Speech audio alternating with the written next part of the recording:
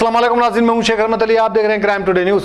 नाज़रीन, जो हाल ही में सुप्रीम कोर्ट का एक ऑर्डर आया है, तेलंगाना हाई कोर्ट को दिया गया है कि 10 पुलिस वालों पर एफआईआर करें। जो शमशाबाद में जो एक रेप केस के मामले में 4 लोगों को इनकाउंटर किया गया था, इसमें कोर्ट ने यह माना कि ये फेक इनकाउंटर है, यानी फेक का मतलब है गलत लोगों को मारा गया, जबकि कसूरवार कोई और है। कौन है कसूरवार? अब ये बहुत बड़ा सवाल है। कौन देगा इसका जवाब? कौन है इसके पीछे? किसकी है ये साजिश? किसने मारा वो मासूम लड़की को? और पुलिस ने क्यों जल्दबाजी की? और किस लिए पुलिस ने ये 4 गरीब लोगों को मार दिया? कत्ल का मामला दर्ज करने की बात की गई। क्या आप इसमें पुलिस कमिश्नर साबिका सैबराबाद का नाम आएगा, डीसीपी का नाम आएगा, या फिर छोटे मोटे ऑफिसरों को, पुलिस वालों को पकड़कर उनके ऊपर केस किया जाएगा? क्या मोहम्मद महमूद अली पर एफआईआर होगा? ये बहुत बड़े सवाल है। अब ये सवाल का जवाब आने वाला वक्त देगा। लेकिन ये जो फेक एनकाउंटर है, इससे कई लोगों की पोल खुल गई है। पुलिस के काम पर अब सवाल उठने लगे हैं। पुलिस नाकारा हो चुकी है। जो उसकी जिम्मेदारी है, उस जिम्मेदारी को नहीं निभा पा रही है। यही सारे मामले पे, यही सारे मौजू पर बात की जनाब मोहम्मद कलीमुद्दीन बाबा, जो माइनॉरिटीज कांग्रेस तेलंगाना के वाइस प्रेसिडेंट है, और उन्होंने ये सारे तफसीलात बताई। और उन्होंने ये भी कहा कि अगर इस पर पूरी ईमानदारी से कार्रवाई नहीं होगी पुलिस वालों पर, तो आने वाले वक्त में कांग्रेस पार्टी बड़े पैमाने पर एहतजाज करेगी। शेख शफी की ये रिपोर्ट देखिए। साहब, बहुत बहुत शुक्रिया कलीमुद्दीन साहब, आप हमारे स्टूडियो को आए हैं और अहम मुद्दे पे बात करने के लिए हमने भी आपको तलब किया है कि किस तरह से हमारे तेलंगाना स्टेट में जिस तरह से पुलिस की लापरवाही हो रही है और एक तरफा काम कर रही है, और केसीआर जो है तानाशाह चीफ मिनिस्टर बनते जा रहे हैं। इसको किस नज़र से आप देखते हैं? जिस तरह से 4 बच्चों के एनकाउंटर के ताल्लुक से सुप्रीम कोर्ट ये ऑर्डर दिया कि ये माना है कि ये फेक एनकाउंटर है, तो फिर असली मुजरिम कौन है? और पुलिस क्यों इस तरह से जल्दबाजी की है, जबकि निर्भया के भी रेप केस में जो है दिल्ली पुलिस ने ठहर कर सब्र से तहकीक करके पूरे सबूत इकट्ठा करके पूरों को फांसी दिलाई है, जबकि यहाँ पर इतनी जल्दी किस बात की थी? आप किस तरह का ये सियासत है या फिर क्या है? आप किस तरह के इसको समझते हैं? मैं समझता हूँ एक हमारे केसीआर साहब जो है, टोटली अगर इनका रिकॉर्ड हम उठाकर देखते हैं 2014 के बाद से लेके अभी तक, तो 2014 के बाद से जो केसीआर साहब का रुझान बना, जितने बातें करी, तो पब्लिक के अंदर एक हीरो बनने की कोशिश करे थे ना। तो हीरो बनने की कोशिश में क्या हो गया, इनके हाथ से वो जुर्म हो गया जो नहीं होना था। सीधा सीधा जो है कॉन्स्टिट्यूशन का उल्लंघन करे हैं पूरे जने, और जुडिशल को एक मजाक समझ के लोगों ने काम किया है। और वो एनकाउंटर के अंदर जिन बच्चों के ऊपर जो एनकाउंटर हुआ, वो बिल्कुल ही आज हम तो पहले ही बोल रहे थे कि ये एनकाउंटर गलत है। बहुत सारे लोगों ने आवाज़ भी उठाई कि ये एनकाउंटर अलग है। अगर वो मुजरिम थे तो उनको जो है कानूनी तौर के ऊपर सज़ा होना था, फांसी होना था, कुछ भी होना था तहकीक के बाद। जैसे कि आज अब सीबीआई की जो रिपोर्ट बनी, या कमेटी की जो रिपोर्ट बनी, जो रिपोर्ट सुप्रीम कोर्ट को दी है, उसके ऊपर से साफ जाहिर होता है कि एक अपना पावर, एक अपनी ताकत, एक अपना पागलपन बताने का और जुनून बताने का एक मौका ढूंढ रहे थे। और इसके पीछे क्या राज है वो तो ऊपर वाला बेहतर जानता, और जो करे हैं काम को वो लोग बेहतर जानते हैं। क्योंकि हैदराबाद की पुलिस अंडर में हमारे जो है केसीआर साहब के अंडर वर्क कर रही है। तब के जो है लाइन ऑर्डर को कभी भी ये राइट्स नहीं है कि किसी को सजा दे, किसी के ऊपर जुर्म दे। तो ये लाइन ऑर्डर को चलाने वालों की गलती है।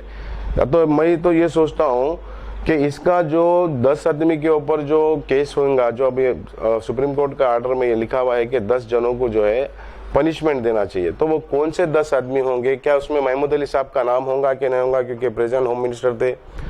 जो कमिश्नरेट के अंदर काम हुआ है, सज्जनार साहब का नाम होगा कि नहीं होगा? या फिर वो डीसीपी साहब का नाम होगा नहीं होगा? जो जोन में हुआ था वो जोन या फिर जो लोग करे थे इसके अंदर एनकाउंटर, उन लोगों के अंदर जो ऑर्डर देने वाला और एनकाउंटर देने वाला, उनकी टीम में 10 से 20 आदमी होंगे। 10 से 20 आदमी को होंगे कि 10 आदमी, तो कौन से 10 आदमी के ऊपर कार्रवाई चलेंगी? सबसे पहले तो ये सवाल है कि वो किस तरीके से अभी होता है, केसीआर साहब कितने ईमानदार है या कितने तानाशाह है, यहाँ पे मालूम हो जाएगा हम सबको। लेकिन केसीआर साहब को मैं बधाई देना चाहता हूँ, मुबारकबाद देना चाहता हूँ कि अभी उन्होंने जो है दिल्ली गए थे, के शिवराज साहब से मिले, पंजाब के सीएम से मिले। मिलने के बाद में तेलंगाना के अंदर मैं भी उनकी तरह एजुकेशन कर रहा हूँ, हम अलायंस हैं बोल के बोले, एक फेक बात है। फिर भी फेक बात के लिए भी मैं केसीआर साहब को मुबारकबाद देना चाहता हूँ। और साथ ही में उनके भतीजे हैं। तो ऐसे बहुत सारे हमारे तेलंगाना में इश्यूज चल रहे। तो मैं तो पहले से बोलता हूँ कि ये जो है आरएसएस की अंदरूनी पॉलिसी के ऊपर लोग काम कर रहे। केसीआर साहब कोई किसी के हमदर्द नहीं है। आरएसएस के अगर इनके कपड़े उतारे तो आरएसएस का झंडा लगेगा। इस बात से जो है जाहिर भी होता है बहुत सारा। अभी तो जो है यहाँ पे हमारे स्टेट की हालत ऐसी है कि मस्जिदें तोड़ दी, 7 मुसलमानों के दोस्त है इन्हों 7 मस्जिदें तोड़ दिए और वक्फ बोर्ड की तमाम बाकी बहुत सारी प्रॉपर्टियों को गबन कर लिया। ये मुसलमानों के दोस्त है, हमारे सीएम साहब मुसलमानों के दोस्त है। जो मुसलमानों के दोस्त है तो ही मुसलमानों का ले रहे ना भाई, दोस्ती में ले रहे ना। हम भी बोल रहे कि चलो दोस्ती में ले रहे ना। मस्जिद तोड़ दिए, दोस्ती में तोड़ दिए, वक्फ बोर्ड का माल खा लिए, तोड़ दिए। वो जो हमारे निजाम सरकारी ने, मैं तो बहुत खुश हुआ था हमारे केसीआर साहब के ऊपर कि इन्होंने जो है जब फर्स्ट 2014 में चुन के आए थे तो सीधा सीधा जो है गोलकुंडा किला की साफ सफाई का काम करे थे। मैं पुराने स्ट्रक्चर को संभाल रहे थे, मतलब चलो एक मुसलमानों के लिए एक हमदर्द था, एक हमारा सीएम बना, मैं सोच रहा था। लेकिन उसका उल्टा मिला। उल्टा क्या मिला? बस एक झंडे लगाए, साफ सफाई करे, एक टाइम में काम क्लोज हो गया, खत्म हो गया।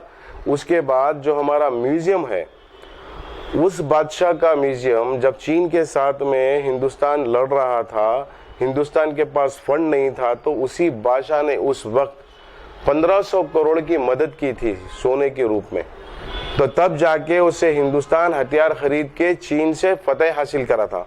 आज उसके फोटोस निकाल करके सावरकर इनके चिच्चा, सावरकर इनके गुरु एक नए भगवान है हमारे केसीआर साहब के, तो उनकी फोटो सावरकर साहब की जो है फोटो लगा दी गई। मैं साहब बोल के इस्तेमाल कर रहा हूँ सावरकर को, क्योंकि हमारे सीएम साहब जो है उनकी फोटो वहां लगाए तो शायद उनके गुरु उनके भगवान है ना भाई। आदमी किसकी फोटो लगाता? अपने गुरु की फोटो लगाता।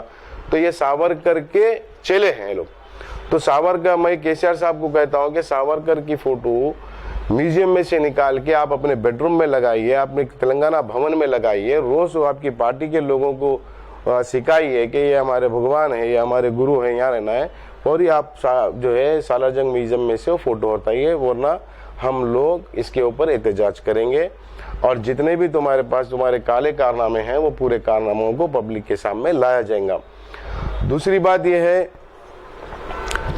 कि अगर हम निर्भया केस के बारे में बात करें तो मैं दिल्ली की पुलिस की तारीफ करूंगा और वो कमेटी की तारीफ करूंगा, ताकि उन्होंने उतने, जबकि यहाँ पे तो कुछ नहीं चला था, यहाँ तो बहुत कम वो हुआ था कि धरने प्रदर्शन तो होते ही है। ऐसे अगर केसेस हो गए, कोई वैश्यान अंदाज में कोई काम हो गया, हैवानी अंदाज में, तो ये होता है। तो फिर दिल्ली में तो बहुत चला, तब भी वहाँ की पुलिस वहाँ का लाइन ऑर्डर कंट्रोल में रख के काम करा। कम से कम वो बीजेपी वालों से तो सीख लेना था। वहाँ पे बीजेपी का लाइन ऑर्डर है, बीजेपी चला रही है, लाइन ऑर्डर उनके हाथ में है, तो उनसे तो सीख लेना था। जब रोज मिलते, जो मुलाकात करते तो होना था।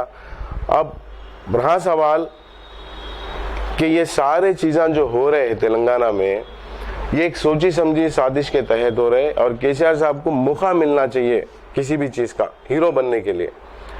आप जिस टाइम पे देखे होंगे कि जिस टाइम पे एनकाउंटर हुआ था, पूरी हिंदुस्तान में से एक आवाज़ आई थी कि पुलिसमैन ऐसा होना चाहिए। तो वो कॉन्स्टिट्यूशन और हमारे जुडिशरी की हत्या हुई उस दिन। अब वो एनकाउंटर बच्चों का नहीं था, वो केसीआर साहब की तरफ से जो है एक कोशिश थी कि हिंदुस्तान के आइन के ऊपर गोलियां चले, आइन का एनकाउंटर करने की कोशिश की गई, वो बच्चों का एनकाउंटर नहीं। आज इनको ये भुगतना पड़ेगा, तो इसके अंदर शामिल होने वाले लोगों को भी हम देखेंगे। मैं इसके लिए सारी बात एक जगह करके बोल दे रहा हूँ कि जो है इस तरीके के हमारे तेलंगाना के अंदर हालात है। अगर हमारे तेलंगाना के अंदर जो है, और मैं बहुत अफसोस भी करता हूँ कभी कभी कि ये कैसी राजनीति है इनकी, कैसी पॉलिटिक्स है। पंजाब के किसानों की मदद किए, आपका बहुत बहुत शुक्रिया। किसान हमारे लिए जो है अन्नदाता है, उसकी मदद करना चाहिए। तो ज़रा पलटकर अपने स्टेट में भी देख लेते कि कितने किसान मर चुके हैं, उनको क्या दिया आपने, उनको भी देना चाहिए। क्योंकि आप दोहरी जो पॉलिसी चल रहे है, दोहरी जो राजनीति आप लोगों की है कि एक तरफ आप फेम अपने आप को करना चाह रहे हो और अपने ही लोगों का गला घोट के, अपने ही लोगों का खून चूस के आप बाहर के लोगों को कर रहे, तो ज़रा केसीआर साहब को आँख खोलना चाहिए, दारू छोड़ करके सोच के काम करना चाहिए। जो जिस तरह से केसीआर जो है दिल्ली का दौरा कर रहे हैं, मुख्तलिफ स्टेटों का दौरा कर रहे हैं, इसके पीछे किस तरह का आपको राजनीति नजर आता है? ये बौखलाहट का शिकार हो गए, क्योंकि आने वाले हालात जो इलेक्शन के है वो बहुत टफ इलेक्शन है हैदराबाद के अंदर, तेलंगाना के अंदर।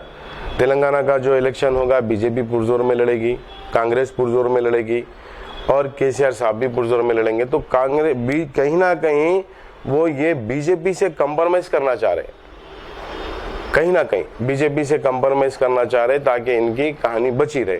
और 100% मैं ये सब कहता हूँ कि हम आगे कांग्रेस पार्टी की जानिब से तेलंगाना जीतेंगे और इन्होंने जितने जुर्म किए हैं वो सारे जुर्मों का इनसे हिसाब लिया जाएगा।